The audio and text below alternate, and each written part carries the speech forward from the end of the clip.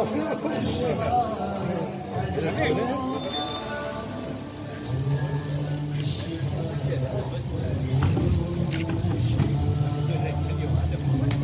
इस कार्यक्रम के मुख्यमंत्री मुख्य अतिथि प्रधानमंत्री श्री प्रवीण कुमार जगन्नाथ मंदिर पहुंच चुके हैं। हम सभी लोगों से आते हैं कि आप लोग अपना स्थान ग्रहण करें। थोड़ी देर में हम लोग अपने कार्यक्रम को शुरू करेंगे।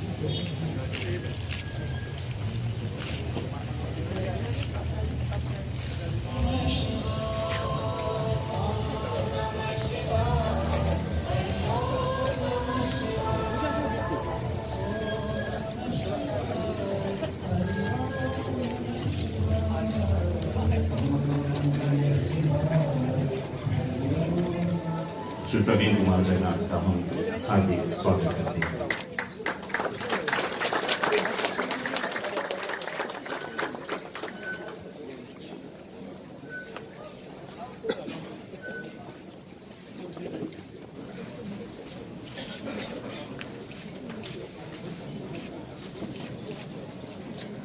शास्त्रों में लिखा